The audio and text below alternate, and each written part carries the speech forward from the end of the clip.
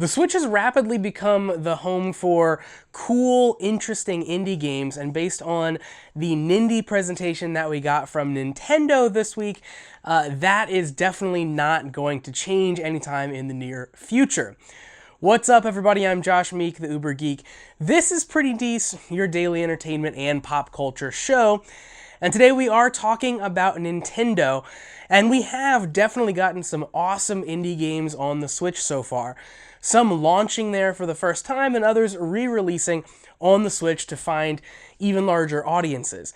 That's games like The Binding of Isaac, or the recent re-release of Hollow Knight onto the Switch.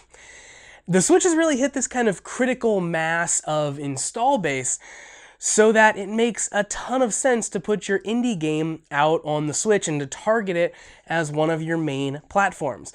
Tons of people have the Switch in their homes. Tons of people are carrying the Switch around when they go to work, when they go to school, when they ride the bus. So it's really a game system that is in kind of more hands and in front of more eyeballs than kind of any other platform that's out there right now.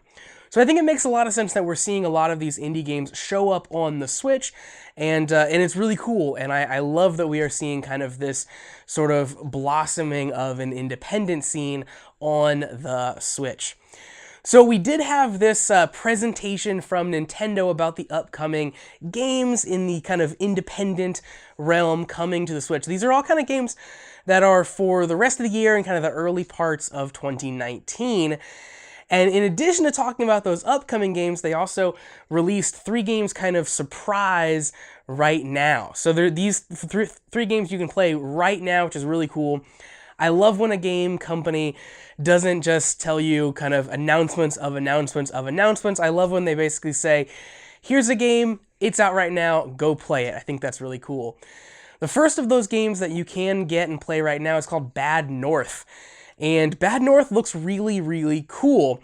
Basically, you are villagers that have to defend your island from a wave of invaders. Gameplay and kind of visual style reminds me a little bit about Kingdom Rush, which is a mobile game that's been released on many other platforms since then. But basically, you're upgrading your troops in kind of any manner you like, making them stronger, and then taking on waves of enemies and levels of islands. And the inhabitants of these islands, as you fend off these guys, showing up on boats that are here to attack you.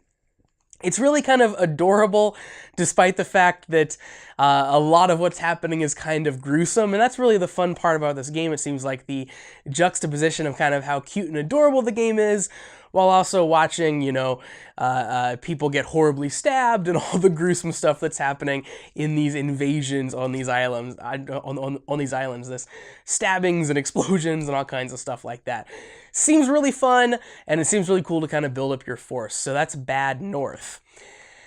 From there, of course, we have Morphy's Law, which is maybe the most unique game that got talked about during this Indies presentation. It's this really bizarre multiplayer shooter where every character in the game is a Cinco de Mayo-esque kind of sugar skull character. So it's very steeped in kind of like Mexican culture. It definitely has that aesthetic that it's going for. Each of these characters is called a Morphy, and it is a shooter, but your bullets don't necessarily kill people directly, but instead they make the part of the body that they're hitting grow larger.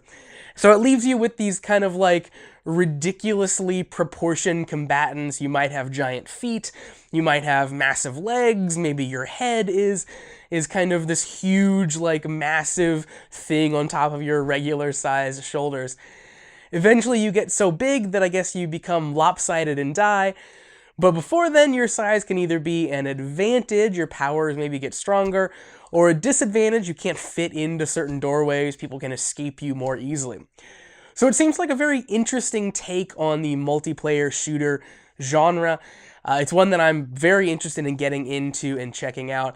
Kind of initial first impressions that I've heard is maybe there's a little bit of lag and some things that need to get cleaned up, but that's normal with any shooter as it comes out and kind of its first big wave of people playing it. It's going to have some server issues. So I definitely plan on checking that out and kind of seeing what it's like as we kind of roll through the first couple weeks of release, because it looks very, very promising. So that's Morphy's Law. Then from there we have a release of Prison Architect.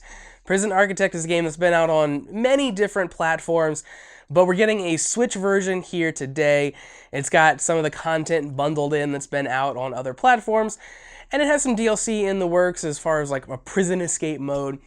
This is, of course, the incredibly popular management sim where you run a prison, and it's known for kind of its satirical, kind of dark sense of humor, as you would expect to come from running a prison for profit. Nonetheless, it's a very cool-looking game, and people love Prison Architect on all the other platforms that it's out on, so it's good to get a version here on the Switch.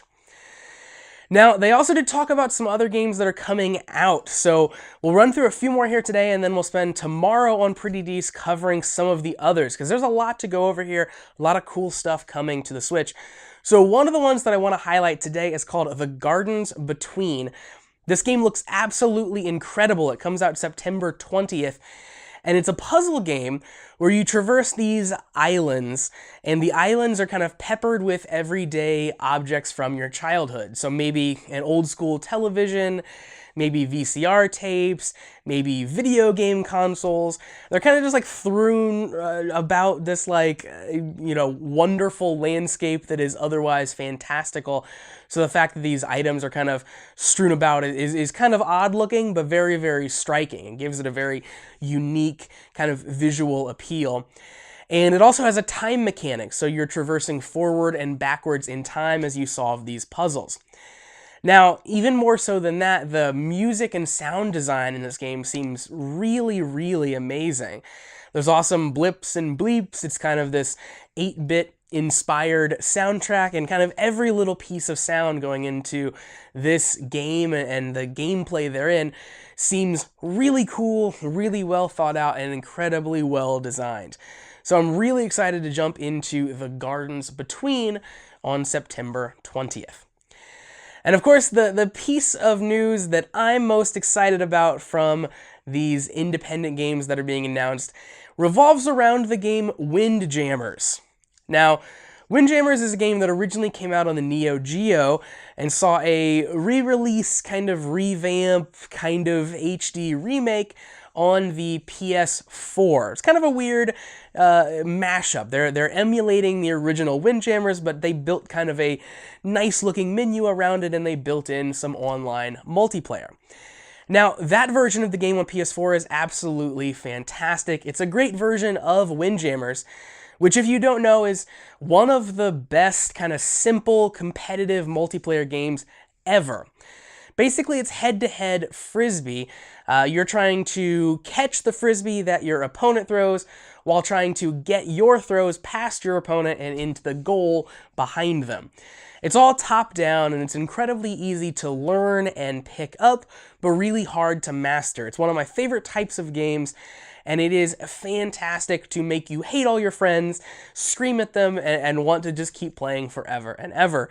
Windjammers is great, the PS4 version is great, and we're finally getting that revamped version that came out on PS4 over to the Switch. And the Switch is the perfect platform for this game. I'm really excited to be able to have portable Windjammers that I can kind of carry around. You can play it while you're traveling, you can play on a plane. It is the perfect thing to be able to take over to a friend's house and get in some matches. Really excited about kind of what they're presenting there. And more than that, so the original Windjammers comes out in October, towards the end of October. More than that, we are actually getting Windjammers 2. So .emu, the people who brought out this revamped version of Windjammers, are actually putting out a sequel to Windjammers, just called Windjammers 2. We didn't get any gameplay, we got a really cool kind of cartoonish anime-inspired trailer that is kind of crazy and over the top, but no actual gameplay. So we'll see that and kind of what that game is going to be, how dissimilar to Windjammers or similar it is as we find out more about it. But it's certainly something that I am very hyped about as a big fan of the original, that we are getting a Windjammers 2. Very, very cool. So that's going to do it for Pretty Dece for today. As I said, tomorrow we'll touch on some of the other games that were talked about during this Nindies presentation that we didn't have a chance to touch on today. But in the meantime, thank you very much for joining me here on the show. Remember that you can support Pretty Dece if you want to help keep this show running.